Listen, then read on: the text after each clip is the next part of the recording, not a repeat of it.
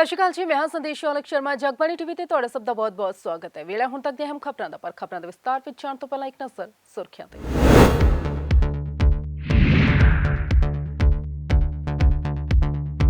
एक पासे दिल्ली विच मीटिंगां विच रुझे सिद्धू दा चंडीगढ़ विच कैप्टन ने लंच ते बुलाए विधायक।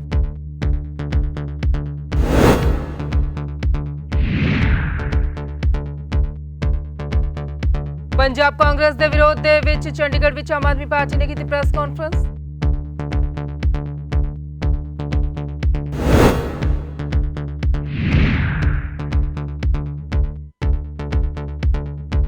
ते अमरनाथ यात्रा ते रोक दे विरोध विच श्रद्धालुओं ने किया प्रदर्शन।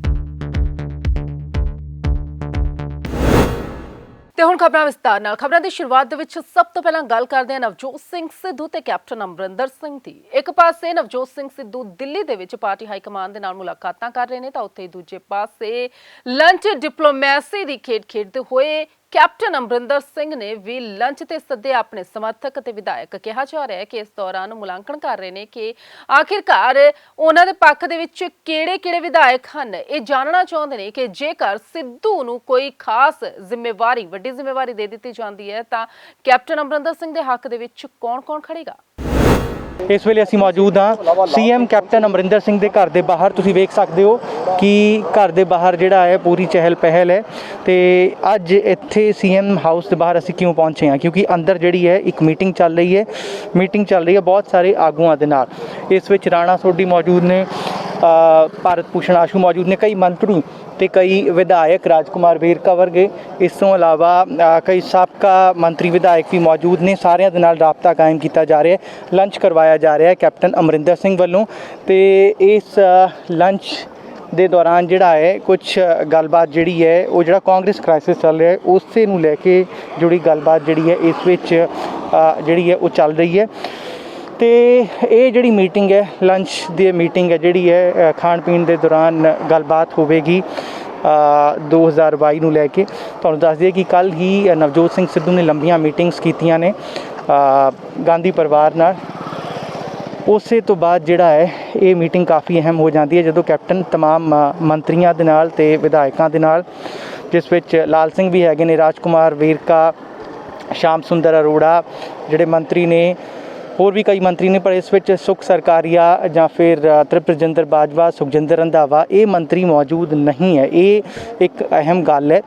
बाकी इस मीटिंग में जिहड़ियां गल्लां बातां 2022 नूं जुड़ियां होईयां ले इस तरीके दीयां गल्लां बातां जरूर हो रही होणगियां, क्योंकि कल ही सिद्धू ने जिहड़ा है वो लंबियां मीटिंग्स गांधी परिवार नाल कीतियां ने।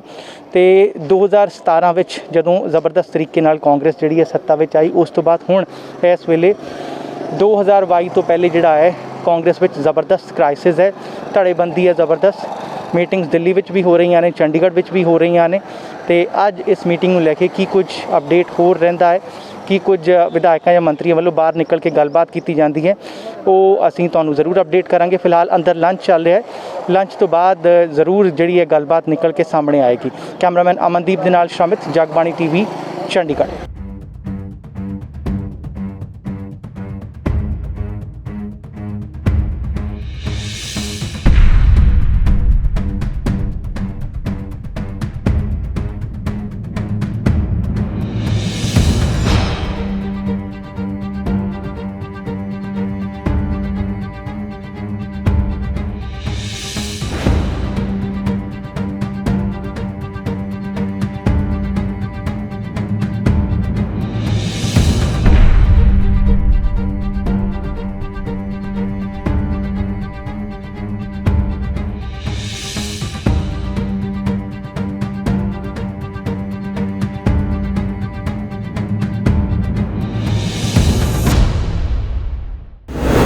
आम आदमी पार्टी ਵੱਲੋਂ पंजाब ਦੇ ਵਿੱਚ मुफ्त बिजली की गल कही गई ਤੇ उधर पंजाब ਦੇ ਵਿੱਚ बिजली के ਵੱਡੇ ਕੱਟ भी लगने शुरू हो गए। ਤੇ ਇਸੇ बिजली के ਬਿੱਲਾਂ ਨੂੰ ਲੈ ਕੇ जो वादे पंजाब कांग्रेस ਵੱਲੋਂ ਕੀਤੇ ਗਏ ਸੀ ਪਿਛਲੀਆਂ ਚੋਣਾਂ ਤੋਂ ਪਹਿਲਾਂ, ਉਸੇ ਨੂੰ ਲੈ ਕੇ आम आदमी पार्टी ਵੱਲੋਂ ਪ੍ਰੈਸ ਕਾਨਫਰੰਸ ਕੀਤੀ ਗਈ। ਉਹਨਾਂ ਵੱਲੋਂ ਕਿਹਾ ਗਿਆ ਕਿ पंजाब कांग्रेस मौजूदा सरकार ने कोई भी वादा पूरा नहीं किया।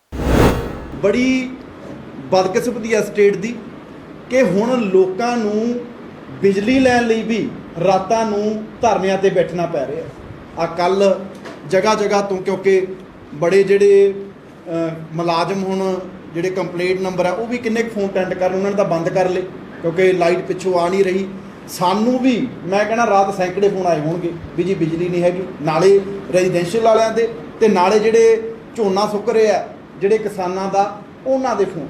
ਤੇ ਕੈਪਟਨ ਅਮਰਿੰਦਰ ਸਿੰਘ ਪੰਜਾਬ 'ਚ ਜਿਹੜਾ ਬਿਜਲੀ ਦਾ ਸੰਕਟ ਖੜਾ ਹੋਇਆ ਉਹਦਾ ਹੱਲ ਕਰਨ ਦੀ ਬਜਾਏ ਆ ਬੈਠੇ ਸਿਸਮਾ ਫਾਰਮ ਹਾਊਸ ਤੇ ਜਿਹੜੀ ਲੰਚ ਡਿਪਲੋਮੇਸੀ ਆ ਉਹ ਕਰ ਰਿਹਾ। 4.5 ਸਾਲ ਹੋ ਗਏ ਜਿਹੜੇ ਸਮਝੌਤੇ ਸੁਖਬੀਰ ਸਿੰਘ ਬਾਦਲ ਕਰਕੇ ਗਿਆ ਸੀ, ਕਿਉਂਕਿ ਅੱਜ ਜੇ ਪੰਜਾਬ 'ਚ ਬਿਜਲੀ ਸੰਕਟ ਆਇਆ ਤਾਂ ਇਹਦੀ ਸਭ ਤੋਂ ਜਿਹੜੀ ਜੜ ਹੈ ਉਹ ਜਿਹੜੇ ਪ੍ਰਾਈਵੇਟ ਕੰਪਨੀਆਂ ਦੇ ਨਾਲ, ਪ੍ਰਾਈਵੇਟ ਥਰਮਲ ਦੇ ਨਾਲ ਜਿਹੜੇ ਸੁਖਬੀਰ ਸਿੰਘ ਬਾਦਲ ਨੇ ਸਮਝੌਤੇ ਕੀਤੇ, ਜਿਨ੍ਹਾਂ ਦੇ ਵਿੱਚ ਇੱਦਾਂ ਦੀਆਂ ਜਿਹੜੀਆਂ ਸ਼ਰਤਾਂ ਰੱਖਤੀਆਂ ਜਿਨ੍ਹਾਂ ਦੇ ਨਾਲ ਪੰਜਾਬ ਦੀ ਜਿਹੜੀ ਲੁੱਟ ਹੋਣੀ, ਪੰਜਾਬ ਦੀ ਦੁਰਦਸ਼ਾ ਹੋਣੀ ਉਹ ਤੈਅ ਕੀਤੀ ਗਈ। ਉਹ ਵੱਡਾ ਕਾਰਨ ਨੇ ਸੁਖਬੀਰ ਸਿੰਘ ਬਾਦਲ ਨੇ ਤਾਂ ਕਰਦੇ ਤੇ 4.5 ਸਾਲਾਂ ਤੋਂ ਕੈਪਟਨ ਅਮਰਿੰਦਰ ਸਿੰਘ ਨੇ ਉਹਨਾਂ ਤੇ ਕੋਈ ਕਾਰਵਾਈ ਨਹੀਂ ਕੀਤੀ, ਨਾ ਰੱਦ ਕੀਤੇ ਨਾ ਸੋਧ ਕੀਤੀ, ਜਿਹਦੇ ਕਰਕੇ ਅੱਜ ਪੰਜਾਬ ਦੇ ਵਿੱਚ ਵੱਡਾ ਬਿਜਲੀ ਸੰਕਟ ਹੈ ਜਿਹੜਾ ਉਹ ਪੈਦਾ ਹੋ ਰਿਹਾ। ਅਮਰਨਾਥ ਯਾਤਰਾ ਤੇ ਰੋਕ ਲਗਾ ਦਿੱਤੀ ਗਈ, ਜਿਸ ਤੋਂ ਬਾਅਦ ਸ਼ਰਧਾਲੂਆਂ ਵੱਲੋਂ ਚੰਡੀਗੜ੍ਹ ਦੇ ਵਿੱਚ ਪ੍ਰਦਰਸ਼ਨ ਕੀਤਾ ਗਿਆ। ਉਹਨਾਂ ਨੇ ਕਿਹਾ ਕਿ ਜੇਕਰ ਮਾਤਾ ਵੈਸ਼ਨੋ ਦੇਵੀ ਯਾਤਰਾ ਤੇ ਰੋਕ ਨਹੀਂ ਲਗਾਈ ਜਾ ਸਕਦੀ, ਉਸ ਦੀ ਮਨਜ਼ੂਰੀ ਦਿੱਤੀ ਗਈ ਹੈ ਤਾਂ ਫਿਰ ਇਸ ਦੀ ਮਨਜ਼ੂਰੀ ਕਿਉਂ ਨਹੀਂ ਦਿੱਤੀ ਗਈ। ਨਾਲੋਂ ਨਾਲ ਉਹਨਾਂ ਇਹ ਵੀ ਕਿਹਾ ਕਿ ਜੇਕਰ ਚੋਣਾਂ ਦੇ ਲਈ ਮਨਜ਼ੂਰੀ ਮਿਲ ਸਕਦੀ ਹੈ ਤਾਂ ਫਿਰ ਯਾਤਰਾ ਦੇ ਲਈ ਕਿਉਂ ਨਹੀਂ।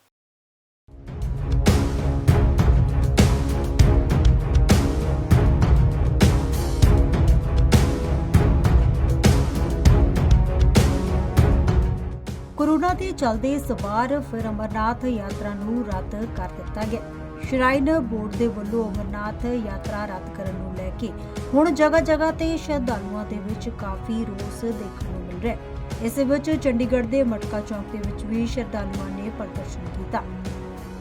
इस प्रदर्शन के दौरान श्रद्धालुआं ने हत्थां विच बैनर लैके नाराजगी जताई ते कहा कि जेकर वैष्णो देवी की यात्रा हो सकती है तो अमरनाथ यात्रा क्यों नहीं हो सकती। उन्होंने यह भी कहा कि श्राइन बोर्ड हिंदुओं की आस्था के नाल खिलवाड़ कर रहा है। पिछली बार भी कोरोना महामारी के कारण यात्रा बंद सी ते इस दौरान कोरोना पीक ते सी, पर हुण कोरोना के केस काफ़ी घट हो गए ने। वैष्णो देवी की यात्रा के साथ साथ जब J&K में टूरिज़्म जा सकता है तो अमरनाथ यात्रा क्यों नहीं। और हमारा सरकार, हम कोरोना की किसी भी प्रकार से जो सरकार की हिदायतें हैं कोरोना के प्रति उनके अंगेंस्ट नहीं है, हम उनके साथ हैं। परंतु जब कोरोना का ग्राफ जब अपनी पीक पे था तो 4 से 4.5 लाख पेशेंट रोज़ के आ रहे थे और आज वो ग्राफ 50,000 से भी नीचे है। तो सरकार अपनी उन सारी हिदायतों के साथ जो हमारे ऊपर उन्होंने लागू करनी है, जिन व्यक्तियों की वैक्सीनेशन हो गई है, यात्रा जिनों की रजिस्ट्रेशन 32,000 यात्रियों के हो गए हैं, उन यात्रियों की संख्या दोनों रूट से 10,000 यात्री पहलगांव से और बालटाल से प्रतिदिन छोड़े जाते थे, वो यात्री हज़ार की संख्या में छोड़ दिए जाएं। केवल 32,000 यात्री जिन्हों को रजिस्ट्रेशन कर दिया है उनको यात्रा करा दी जाए। यात्रा 56 दिन की थी, यात्रा को 20 दिन के लिए करा दिए जाए, परंतु यात्रा को बंद ना करें। यदि कोरोना उसी प्रकार से पीक मात्रा में होता तो हम अपने भारत के ही हिस्सा हैं और भारत सब लोगों की वजह से है, सारी जनता की वजह से है, तो हम इसके बिल्कुल भी विरोध में नहीं जाते। तो हम सहमत थे उन बात। सरकार की तरफ से आपके साथ बात हुई है या फिर इसको लेकर आप भी कह रहे हैं कि हिंदुओं की आस्था के साथ खिलवाड़, ऐसा क्यों कह रहे हैं? ऐसा इसलिए कह रहे हैं कि आप देखें, हमारे पूरे कोरोना काल में हमारा गोल्डन टेम्पल जो हमारे लिए भी पूजनीय है, सबसे बड़ा धर्म वैसे इंसानियत का है, परंतु जब हमें वर्णों के हिसाब से बांटा है तो वो एक दिन के लिए भी बंद नहीं हुआ। तो मैं यहाँ पर फिर आपसे कह रहा हूँ कि कोरोना की उन सारी हिदायतों को ध्यान में रखते हुए हम सरकार से, अब लेफ्टिनेंट गवर्नर साहब महामहिम श्री मनोज सिन्हा जी से यही बेनती करेंगे कि वो सीमित टाइम के लिए यात्रा खोलें। मैं हर्ष ऋषि हम अमरनाथ की यात्रा के दौरान पिछले 20-25 साल से वहाँ पे टच में हैं। मैं एक और आरोप लगाना चाहूँगा श्राइन बोर्ड के ऊपर कि पिछले साल यात्रा बंद की गई, तो हमने उससे क्या सीख ली? अगर हमें पता था कि कोरोना काल में हमने पिछले साल यात्रा रद्द कर दी, तो एक साल में हमने क्या ऐसी कौन सी तैयारी की यात्रियों के लिए, यात्रा के लिए? तो हमें चाहिए था एक साल में ऐसी तैयारी करनी कि जिसके साथ हमें अगले साल अगर कोरोना में अगर यात्रा करवानी पड़ जाती तो एक साल था हमारे पास, मगर हमने कोई तैयारी नहीं की। इसकी जिम्मेदारी कौन है? कौन जिम्मेदार है? इसका जिम्मेदार श्राइन बोर्ड है। ये क्लियर कट बात है कि उसकी गैर जिम्मेदारी है। एक साल में श्राइन बोर्ड ने कोई काम नहीं किया और अगले साल आकर के फिर वही बहाना कि इस बार कोरोना आ गया, हम यात्रियों को यात्रा नहीं करवा सकते। एक साल पूरा था इनके पास, एक साल में ये पूरी तैयारी कर सकते थे। और भी धार्मिक स्थलों पे तैयारियां हुई हैं, एक साल में उन्होंने अपने उस हिसाब के साथ प्रोटोकॉल को फॉलो करते हुए यात्रा चला रहे हैं। वो उनको पता था कि अगर फिर कोरोना आ गया तो हम उसको कैसे यात्रा को डील करेंगे। दूसरी बात, इसको लेकर रजिस्ट्रेशन भी हो चुका था श्रद्धालुओं का। सर वही तो बात है, यात्रा के साथ, यात्रियों के साथ तो खिलवाड़ किया गया है। वो बेचारे यात्री कितने परेशानी होकर के सरकारी अस्पतालों में कोरोना के होते हुए भी वो बेचारे वहाँ पे अपनी रजिस्ट्रेशन करवा के आए, अपनी जान को जोखिम में डाल करके वहाँ पे मेडिकल करवा करके आए। इन्होंने 1 मिनट में कह दिया कि जी हमने तो यात्रा बंद कर दी और हमें यात्रियों की बड़ी चिंता है। आपको यात्रियों की चिंता थी तो पिछले साल यात्रा बंद हुई और उसके बाद जब बंद हुई तो आपको उस बात से सीख लेनी चाहिए थी कि अगले साल अगर कोरोना आ गया तो क्या कोरोना प्रोटोकॉल को मद्देनजर रखते हुए हम यात्रा करवाएंगे, उसकी तैयारी करनी शुरू करनी चाहिए थी। इसको लेकर आप कोई लेटर भी देंगे? हम मेमोरेंडम भी तैयार कराया है यहाँ पे। हम मेमोरेंडम हम पूरे देश में सभी जगह पे हमारे जो भी कार्यकर्ता हैं वो अलग अलग जगह पे डीसी ऑफिस में, एसडीएम ऑफिस में अपनी अपनी स्थान पे जो है मेमोरेंडम हम दे रहे हैं और सरकार को ये पुरजोर बेनती करते हैं कि अगर ये आज हमारा प्रोटेस्ट जो है वो एक अभी हमने जिला लेवल पे शुरू किया है, इसके बाद ये जो प्रोटेस्ट है ये और बड़ा रूप धारण करेगा। और आज हम आपको मीडिया के माध्यम से इस बात के लिए आगाह करते हैं कि जल्द से जल्द आप कोरोना प्रोटोकॉल को देखते हुए आप यात्रा शुरू कराएं। ਇਸ ਵਾਰ ਅਮਰਨਾਥ ਯਾਤਰਾ ਦੇ ਲਈ ਹੁਣ ਤੱਕ 32000 ਲੋਕਾਂ ਨੇ ਰਜਿਸਟ੍ਰੇਸ਼ਨ ਕਰਵਾ ਦਿੱਤੀ ਸੀ, ਪਰ ਸ਼ਰਾਈਨ ਬੋਰਡ ਦੇ ਵੱਲੋਂ ਹੁਣ ਯਾਤਰਾ ਤੇ ਰੋਕ ਲਗਾ ਦਿੱਤੀ ਗਈ ਹੈ, ਜਿਸ ਦੇ ਚੱਲਦੇ ਭਗਤਾਂ ਦਾ ਗੁੱਸਾ 7ਵੇਂ ਅਸਮਾਨ ਤੇ ਹੈ। ਉੱਥੇ ਹੀ ਭਗਤਾਂ ਨੇ ਚੋਣ ਰੈਲੀਆਂ ਦਾ ਵੀ ਤਰਕ ਦਿੰਦੇ ਹੋਏ ਕਿਹਾ ਹੈ ਕਿ ਜਦੋਂ ਕੋਰੋਨਾ ਕਾਲ ਵਿੱਚ ਚੋਣ ਰੈਲੀਆਂ ਹੋ ਸਕਦੀਆਂ ਨੇ ਤਾਂ ਫਿਰ ਅਮਰਨਾਥ ਯਾਤਰਾ ਸ਼ੁਰੂ ਕਰਨ ਦੇ ਵਿੱਚ ਕੀ ਹਰਜ਼ ਹੈ। ਬਹਿਰਾਲ ਸ਼ਰਧਾਲੂਆਂ ਦੇ ਵੱਲੋਂ ਸਰਕਾਰ ਨੂੰ ਅਪੀਲ ਕੀਤੀ ਗਈ ਹੈ ਕਿ ਅਮਰਨਾਥ ਯਾਤਰਾ ਨੂੰ ਸ਼ੁਰੂ ਕੀਤਾ ਜਾਵੇ, ਨਹੀਂ ਤਾਂ ਸਾਰੇ ਹੀ ਹਿੰਦੂ ਸੰਗਠਨ ਸੜਕਾਂ ਤੇ ਉਤਰ ਕੇ ਇਸ ਦਾ ਵਿਰੋਧ ਕਰਨਗੇ। ਜਗਬਾਣੀ ਟੀਵੀ ਚੰਡੀਗੜ੍ਹ ਦੇ ਲਈ ਭਗਵਤ ਸਿੰਘ ਦੀ ਰਿਪੋਰਟ। ਉਧਰ ਚੰਡੀਗੜ੍ਹ ਦੇ ਵਿੱਚ ਸੰਯੁਕਤ ਕਰਮਚਾਰੀ ਮੋਰਚਾ ਵੱਲੋਂ ਭੁੱਖ ਹੜਤਾਲ ਕੀਤੀ ਗਈ। ਇਹਨਾਂ ਨੇ ਆਪਣਾ ਪ੍ਰਦਰਸ਼ਨ ਕੀਤਾ ਤੇ ਮੰਗ ਕੀਤੀ ਕਿ ਇਹਨਾਂ ਦੀਆਂ ਜਿਹੜੀਆਂ ਪਿਛਲੇ ਸਮੇਂ ਤੋਂ ਵੱਖ-ਵੱਖ ਮੰਗਾਂ ਹਨ ਉਹਨਾਂ ਨੂੰ ਪੂਰਾ ਕੀਤਾ ਜਾਵੇ। ਇਹਨਾਂ ਦਾ ਕਹਿਣਾ ਹੈ ਕਿ ਕਈ ਵਾਰ ਆਪਣਾ ਮੰਗ ਪੱਤਰ ਵੀ ਸੌਂਪ ਚੁੱਕੇ ਨੇ ਪਰ ਕੋਈ ਇਸ ਵੱਲ ਧਿਆਨ ਹੀ ਨਹੀਂ ਦਿੰਦਾ।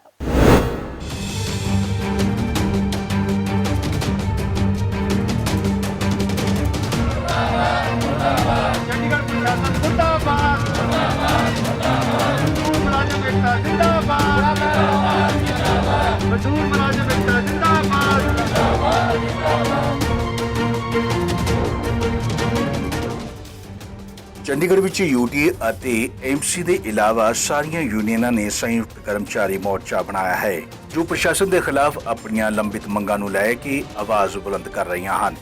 ਇਸੇ ਨੂੰ ਲੈ ਕੇ ਵੀਰਵਾਰ ਨੂੰ ਸੰਯੁਕਤ ਕਰਮਚਾਰੀ ਮੋਰਚੇ ਵੱਲੋਂ ਆਪਣੀਆਂ ਮੰਗਾਂ ਨੂੰ ਲੈ ਕੇ ਭੁੱਖ ਹੜਤਾਲ ਕੀਤੀ ਗਈ, ਜਿਸ ਵਿੱਚ ਸੀਟੀਯੂ, ਯੂਟੀ ਪਾਵਰਮੈਨ ਯੂਨੀਅਨ ਅਤੇ ਸਿੱਖਿਆ ਵਿਭਾਗ ਦੇ ਇਲਾਵਾ ਹੋਰ ਯੂਨੀਅਨ ਦੇ ਲੋਕ ਵੀ ਸ਼ਾਮਲ ਸੀ, ਜੋ ਆਪਣੀਆਂ ਮੰਗਾਂ ਨੂੰ ਲੈ ਕੇ ਹੁਣ ਪ੍ਰਸ਼ਾਸਨ ਵੱਲੋਂ ਆਰ-ਪਾਰ ਦੀ ਲੜਾਈ ਉੱਤੇ ਉਤਰ ਆਏ ਹਨ, ਜਿਨ੍ਹਾਂ ਦਾ ਕਹਿਣਾ ਹੈ ਕਿ ਉਹ ਕਈ ਵਾਰ ਆਪਣੀਆਂ ਮੰਗਾਂ ਨੂੰ ਲੈ ਕੇ ਪ੍ਰਸ਼ਾਸਨ ਨੂੰ ਮੈਮੋਰੈਂਡਮ ਸੌਂਪ ਚੁੱਕੇ ਹਨ, ਪਰ ਪ੍ਰਸ਼ਾसन ਦੇ ਕੰਨਾਂ ਉੱਤੇ ਜੂੰ ਤੱਕ नहीं रेंग रही।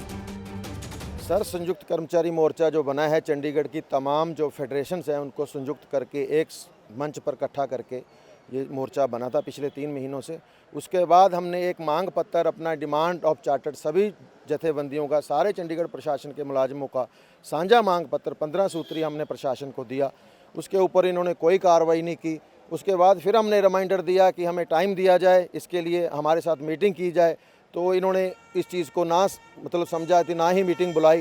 उसके बाद संयुक्त कर्मचारी मोर्चे की जो तमाम मीटिंगें जो निरंतर चलती रही, उसके बाद हमने ये फैसला किया पिछली मीटिंग में कि हम एक दिन पूरे संयुक्त मोर्चे से जितनी फेडरेशन संबंधित हैं उनके 10-10 लोग यहाँ पर हम कोविड-19 की गाइडलाइंस को फॉलो करते हुए 100 स्ट्राइक करेंगे।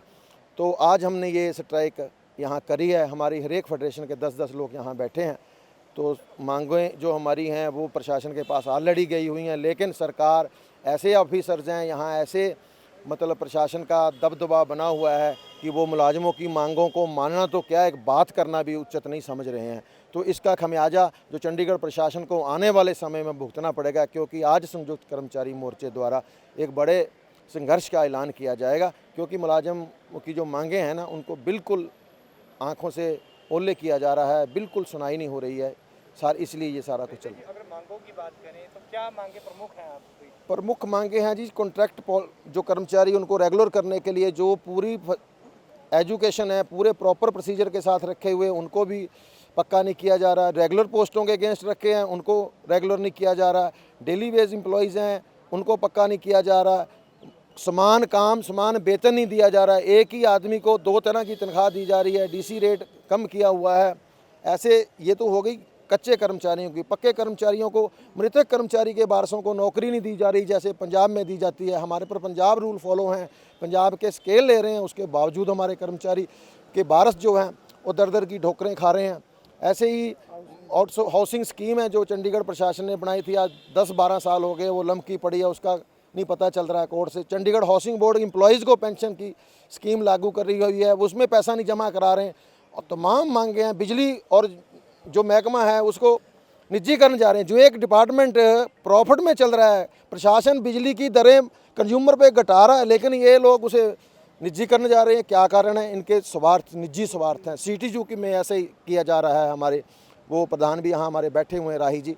तो ऐसा ये सारी मतलब प्रशासन जो है मुलाजमों को अलग अलग करके वो बांट के उनको मतलब लड़ा के अपना फ़ायदा उठा रहा था। अब ये हम फ़ायदा नहीं होने देंगे प्रशासन को।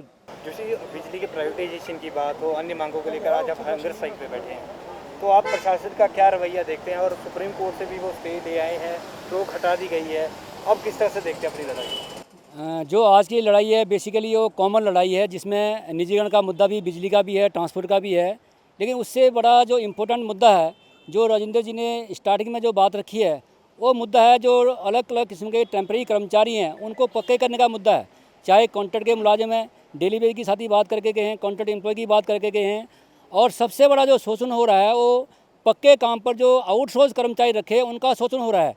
और जैम पोर्टल के थ्रू उनको आज एक वस्तु बना के सरकार ने रख दिया। बड़ा उनकी तौहीन की जा रही है, इंसान की तौहीन की जा रही है कि आप उनको एक वस्तु की तरह जो है चीज़ की तरह उनको डील कर रहे हैं। और जैम पोर्टल में जो ठेकेदार आते हैं वो 0.11% पर जो है वो ठेका लेके उन वर्करों को कहते हैं कि हम अपने नए बंदे रखेंगे, या तो आप 15,000 दो, 20,000 दो, तब जो 15 साल से जो काम कर रहा है उसको रखेंगे, अदरवाइज जो है हम आपको जो है नौकरी पर नहीं रखेंगे। ये बहुत बड़ा मुद्दा है इस एजुटेशन का। इसीलिए जो राजेंद्र जी ने बात की है कि हमने इन सारे मुद्दों को लेकर विशेष तौर पर जो आउटसोर्स के कर्मचारी हैं उनका शोषण किया जा रहा है, पेंशन का मुद्दा है, प्राइवेट का मुद्दा है, पोस्टें भरने का मुद्दा है, इन तमाम मुद्दों को लेकर आज हमने सारे चंडीगढ़ जो UTMC की जितनी फेडरेशन है इकट्ठा होकर हमने ये प्रोग्राम तय किया है कि सरकार को वार्निंग भी दी है, डिमांड चार्टर भी हमने दिए हुए हैं। अगर सरकार इस बात से भी, आज का हमारा जो सिंबॉलिक लीडरशिप का प्रोटेस्ट है, इससे सरकार सबक नहीं लेगी, तो हम आज की जो भूख हड़ताल में अगला प्रोग्राम अनाउंस करेंगे जो सरकार के ऊपर भारी पड़ेगा। उसके कारण जो है तमाम डिपार्टमेंटों की जो है सर्विस जो है वो बाधित होगी। उसके लिए चंडीगढ़ का प्रशासन जिम्मेवार होगा।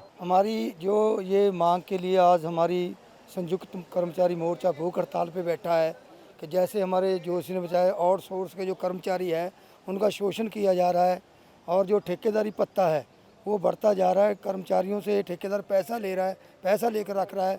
और हमारा जो डिपार्टमेंट प्रॉफिट में जा रहा है, जैसे इलेक्ट्रिसिटी है, ये सरकार को जो प्रॉफिट में दे रहा है, सरकार इसको प्राइवेट करने को जा रहा है। ऐसे ही जैसे हमारा CTU है, इसमें चंडीगढ़ के लोगों को बहुत सुविधा है, सस्ते रेट में बस में जाते हैं, इसको भी निजीकरण करना जा रहा है। इसके लिए हम जो आज हमारा संयुक्त मोर्चा कर्मचारियों ने भूख हड़ताल पे बैठे हैं, अगर हमारी जो मांग ना मानी गई और हमारी बात ना सुनी गई तो जो हमारा अगला को प्रोग्राम वो बड़ा सख्त प्रोग्राम होगा। जो हमारे कर्मचारी मोर्चे के जो कन्वीनर हैं वो जो आज लॉन्च करेंगे कि अगला प्रोग्राम कोई भी हो सकता है, भूख हड़ताल हो सकती है, रैली हो सकती है, डिपार्टमेंट सभी बंद हो सकते हैं। जो भी इनका काम छोड़ हड़ताल भी हो सकती है, क्योंकि अगर हमारी सुनाई नहीं है तो हम काम छोड़ हड़ताल भी करेंगे, अपनी जो मांग जायज़ है उसको करवाएंगे, इसके लिए लड़ाई लड़ेंगे। ਦੱਸ ਦਿੰਦੇ ਹਾਂ ਕਿ ਇਹਨਾਂ ਕਰਮਚਾਰੀਆਂ ਦੀਆਂ ਮੰਗਾਂ ਇਹ ਹਨ ਜਿਸ ਵਿੱਚ ਕੱਚੇ ਕਰਮਚਾਰੀਆਂ ਦਾ ਪੱਕਾ ਕੀਤਾ ਜਾਣਾ, ਸਮਾਨ ਕੰਮ ਸਮਾਨ ਤਨਖਾਹ ਦਿੱਤੇ ਜਾਣ, ਠੇਕੇਦਾਰ ਦੀ ਮਨਮਾਨੀ ਰੋਕਣਾ, ਬਿਜਲੀ ਵਿਭਾਗ ਦਾ ਨਿੱਜੀਕਰਨ ਨਾ ਕੀਤਾ ਜਾਏ, ਸੀਟੀਯੂ ਦਾ ਪ੍ਰਾਈਵੇਟਾਈਜੇਸ਼ਨ ਨਾ ਕੀਤਾ ਜਾਏ ਆਦਿ, ਜਿਸ ਉੱਤੇ ਵਾਰ-ਵਾਰ ਪ੍ਰਸ਼ਾਸਨ ਨੂੰ ਇਤਲਾਹ ਵੀ ਦਿੱਤੀ ਜਾ ਚੁੱਕੀ ਹੈ। ਜਗਬਾਣੀ ਟੀਵੀ ਲਈ ਭਗਵਤ ਸਿੰਘ ਦੀ ਰਿਪੋਰਟ। ਉਧਰ ਚੰਡੀਗੜ੍ਹ ਦੇ ਬਾਪੂ ਧਾਮ ਦੇ ਵਿੱਚ ਗਊਮਾਸ ਮਿਲਣ ਦੇ ਨਾਲ ਹੜਕੰਪ ਮਚ ਗਿਆ ਤੇ ਨਾਲ ਹੀ ਹਿੰਦੂਆਂ ਦੇ ਵਿੱਚ ਕਾਫੀ ਰੋਸ ਵੀ ਦੇਖਣ ਨੂੰ ਮਿਲਿਆ। ਉਹਨਾਂ ਨੇ ਮੰਗ ਕੀਤੀ ਹੈ ਕਿ ਜਿਸ ਨੇ ਵੀ ਇਹ ਹਰਕਤ ਕੀਤੀ ਹੈਗੀ ਹੈ ਉਸ ਦੇ ਵਿਰੁੱਧ ਸਖਤ ਤੋਂ ਸਖਤ ਕਾਰਵਾਈ ਕੀਤੀ ਜਾਣੀ ਚਾਹੀਦੀ ਹੈ।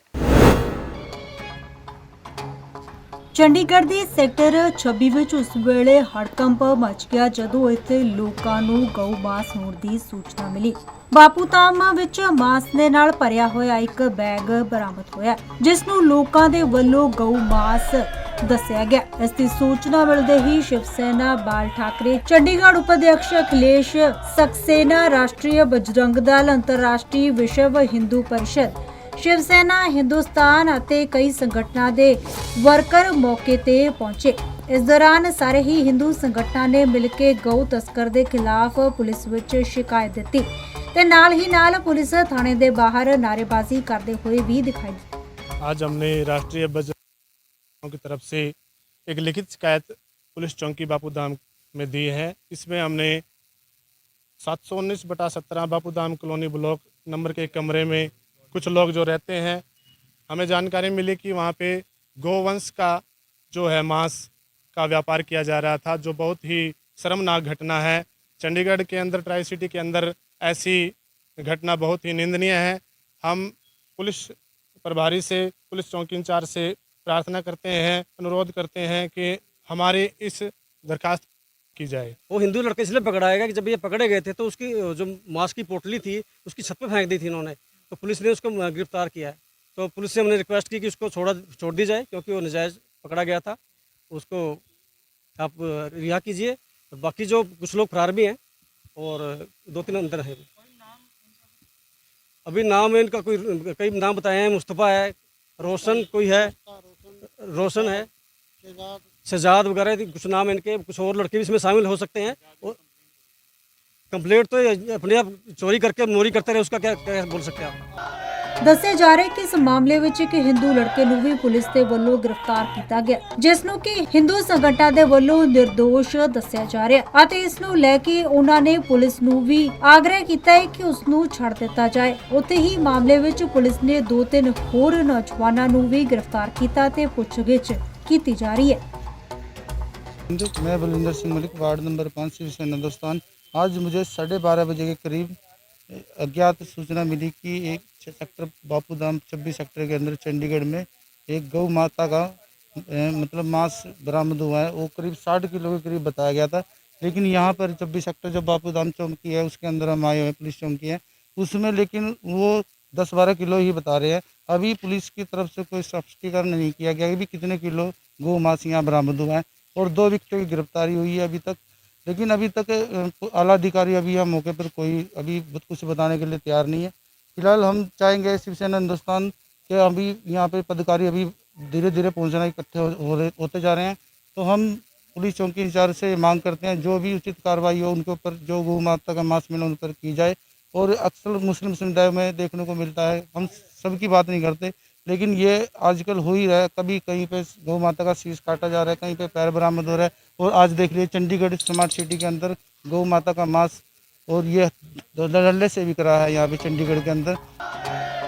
ਹਿੰਦੂ ਸੰਗਠਨਾਂ ਦੇ ਵੱਲੋਂ ਸਾਰੇ ਹੀ ਆਰੋਪੀਆਂ ਦੇ ਖਿਲਾਫ ਸਖਤ ਕਾਰਵਾਈ ਦੀ ਮੰਗ ਕੀਤੀ ਜਾ ਰਹੀ ਹੈ। ਬਹਰਹਾਲ ਹੁਣ ਦੇਖਣਾ ਹੋਵੇਗਾ ਕਿ ਇਸ ਮਾਮਲੇ ਵਿੱਚ ਪੁਲਿਸ ਦੇ ਵੱਲੋਂ ਅੱਗੇ ਕੀ ਕੁਝ ਕਾਰਵਾਈ ਕੀਤੀ ਜਾਂਦੀ ਹੈ। ਜਗਬਾਣੀ ਟੀਵੀ ਚੰਡੀਗੜ੍ਹ ਦੇ ਲਈ ਕੁਲਦੀਪ ਕੁਮਾਰ ਦੀ ਰਿਪੋਰਟ।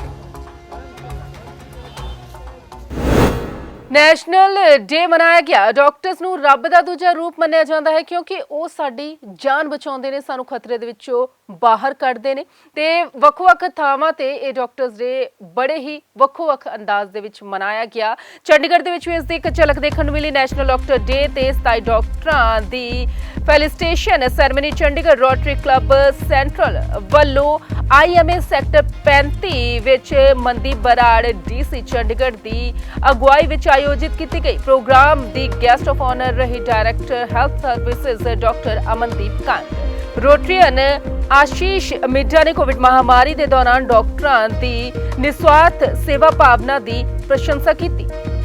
ਆਸ਼ੀਸ਼ ਨੇ ਕਿਹਾ ਕਿ ਅਸੀਂ ਸਾਰੇ ਸੇਵਾ ਦਾ ਹਿੱਸਾ ਤਾਂ ਨਹੀਂ ਬਣ ਪਾਏ ਪਰ ਫਰੰਟਲਾਈਨ ਵਰਕਰਸ ਯਾਨੀ ਕਿ ਡਾਕਟਰਸ ਦਾ ਸਨਮਾਨ ਤਾਂ ਕਰ ਸਕਦੇ ਹਾਂ। Let me share with you, this is the first function I am actually attending in the COVID pandemic, and when of course our Rotarians and the IMA, they came to invite me. So I told them that I have been in the field throughout the last 1 year, but I have studiously avoided any function because I genuinely believe that COVID appropriate behavior has to be encouraged and we really need to get on with our work rather than functions. ਹੁਣ ਗੱਲ ਕਰਦੇ ਹਾਂ corona update ਦੀ ਤੇ ਦੱਸਦੇ ਹਾਂ ਕਿ ਚੰਡੀਗੜ੍ਹ ਦੇ ਮੋਹਾਲੀ ਦੇ ਵਿੱਚ ਕੋਰੋਨਾ ਦੇ ਕਿੰਨੇ ਕੁ ਮਾਮਲੇ ਸਾਹਮਣੇ ਆਏ ਤੇ ਕਿੰਨੇ ਕੁ ਲੋਕ ਠੀਕ ਹੋਏ ਨੇ। ਤਾਂ ਦੱਸ ਦਈਏ ਕਿ 42 ਨਵੇਂ ਮਾਮਲੇ ਅੱਜ ਸਾਹਮਣੇ ਆਏ ਨੇ। 10 ਮਾਮਲੇ ਚੰਡੀਗੜ੍ਹ ਤੋਂ ਸਾਹਮਣੇ ਆਏ ਤੇ ਮੋਹਾਲੀ ਦੇ ਵਿੱਚੋਂ 32 ਮਾਮਲੇ ਸਾਹਮਣੇ ਆਏ। ਇੱਕ ਮੌਤ ਵੀ ਦਰਜ ਕੀਤੀ ਗਈ। ਮੌਤ ਮੋਹਾਲੀ ਦੇ ਵਿੱਚ ਹੋਈ ਹੈ। ਹੁਣ ਤੱਕ 1858 ਮੌਤਾਂ ਹੋ ਚੁੱਕੀਆਂ ਨੇ, ਜਿਨ੍ਹਾਂ ਦੇ ਵਿੱਚੋਂ 808 ਮੌਤਾਂ ਚੰਡੀਗੜ੍ਹ ਦੇ ਵਿੱਚੋਂ ਤੇ ਮੋਹਾਲੀ ਤੋਂ 1050 ਮੌਤਾਂ ਦਰਜ ਕੀਤੀਆਂ ਗਈਆਂ। ਹੁਣ ਗੱਲ ਕਰ ਲੈਣੇ ਮੌਸਮ ਦੀ। ਤਾਂ ਪਿਛਲੇ 3-4 ਦਿਨ ਤੋਂ ਮੌਸਮ ਕਾਫੀ ਜ਼ਿਆਦਾ ਗਰਮ ਸੀ। ਤਪਦੀ ਧੁੱਪ ਨੇ ਪਰੇਸ਼ਾਨ ਕਰ ਰੱਖਿਆ। ਪਸੀਨੇ ਛੁੱਟ ਰਹੇ ਹੈਗੇ ਨੇ ਤੇ ਲੋਕ ਇਸ ਗਰਮੀ ਤੋਂ ਅੱਕੇ ਪਏ ਨਜ਼ਰ ਆ ਰਹੇ ਹੈਗੇ ਨੇ ਕਿਉਂਕਿ ਬਾਰਿਸ਼ ਤੇ ਕੋਈ ਆਸਾਰ ਨਜ਼ਰ ਨਹੀਂ ਆ ਰਹੇ। ਤੁਹਾਨੂੰ ਦੱਸ ਦਈਏ ਕਿ ਵੱਧ ਤੋਂ ਵੱਧ ਤਾਪਮਾਨ 40.8 ਡਿਗਰੀ ਸੈਲਸੀਅਸ ਦਰਜ ਕੀਤਾ ਗਿਆ ਤੇ ਘੱਟੋ ਘੱਟ ਤਾਪਮਾਨ 28.4 ਡਿਗਰੀ ਸੈਲਸੀਅਸ ਦਰਜ ਕੀਤਾ ਗਿਆ। ਉਧਰ ਨਮੀ ਦੀ ਜੇ ਗੱਲ ਕੀਤੀ ਜਾਵੇ ਤਾਂ ਨਮੀ 36% ਰਹੀ। ਖਬਰਾਂ ਦੇ ਇਸ ਬੁਲੇਟਿਨ ਦੇ ਵਿੱਚ ਪਾਸੇ ਨਹੀਂ, ਫਿਰ ਹੋਵੇਗੀ ਮੁਲਾਕਾਤ। ਸਤਿ ਸ਼੍ਰੀ ਅਕਾਲ।